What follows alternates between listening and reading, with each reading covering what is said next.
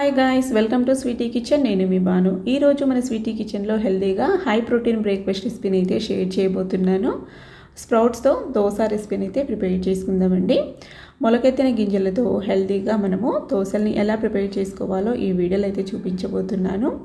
Protein లోపం ఉన్న వాళ్ళకి, పిల్లల ఎదుగుదల సరిగా ఉండదు కదా, అలాంటి వారికి, డైట్లో ఉన్న వారికి, వెయిట్ లాస్లో ఉన్న వారికి ఆరోగ్యానికి చాలా మంచిది. మరి ఈ రెసిపీని ఎలా ప్రిపేర్ చేసుకోవాలో వీడియోలోకి వెళ్ళి చూసేద్దాం. వచ్చేయండి. ప్రిపేర్ చేసుకునే విధానము. ముందుగా నేనైతే ఇక్కడ స్ప్రౌట్ చేసుకున్నానండి.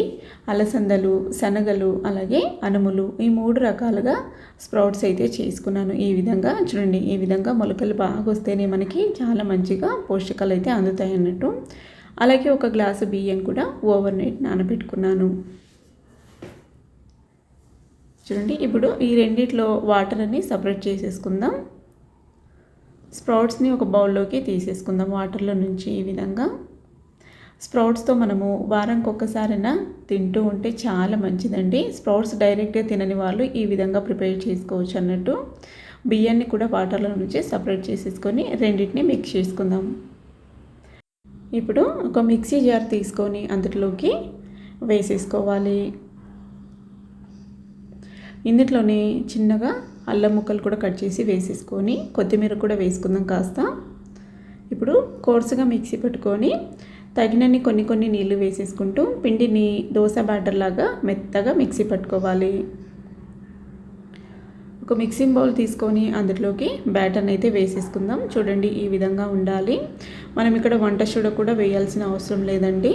అప్పటికప్పుడు ప్రిపేర్ చేసుకున్న కూడా మనకు పర్ఫెక్ట్గా వస్తాయి. ఎందుకంటే స్ప్రౌట్స్ ప్రిపేర్ చేసాం కాబట్టి నార్మల్గా ఉత్తనే పప్పులు బియ్యం ఇవి గింజలు నానబెట్టి కాకుండా మొలకలు చేసి ప్రిపేర్ చేస్తున్నాం కాబట్టి మనకి చక్కగా వస్తాయి అన్నట్టు. 10 నిమిషాలు పక్కన పెట్టుకొని 10 నిమిషాల తర్వాత దోశలు అయితే వేసేసుకుంటే సరిపోతుంది. 10 నిమిషాల తర్వాత నేను దోశ పెనాన్ని క్లీన్ చేసుకొని పెనాన్ని నార్మల్ హీట్గా పెట్టుకొని బ్యాటర్ వేసుకొని ఈ విధంగా పల్చగా దోశని అయితే స్ప్రెడ్ చేసుకుంటున్నాను.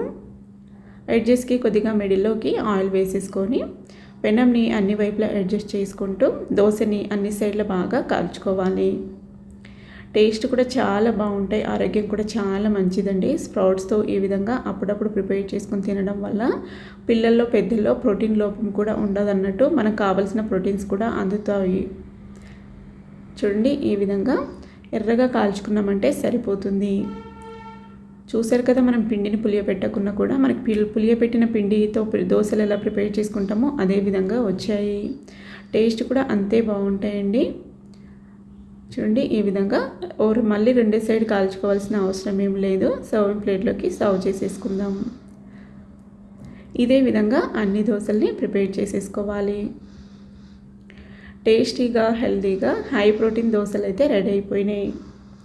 మరి రెసిపీ నచ్చినట్లయితే ఒక లైక్ చేసి ఫ్రెండ్స్, ఫ్యామిలీ మెంబర్స్కి షేర్ చేయండి.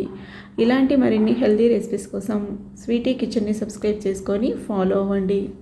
మనం నచ్చిన చట్నీతో సర్వ్ చేసుకోవచ్చండి. నేనైతే ఇక్కడ పల్లీల చట్నీతో అయితే ప్రిపేర్ చేసుకున్నాను, కాంబినేషన్కి అయితే ప్రిపేర్ చేశాను అన్నట్టు. మరి రెసిపీ నచ్చినట్లయితే మీరు కూడా ప్రిపేర్ చేసుకొని మీ ఫీడ్బ్యాక్ని నాతో షేర్ చేసుకోండి.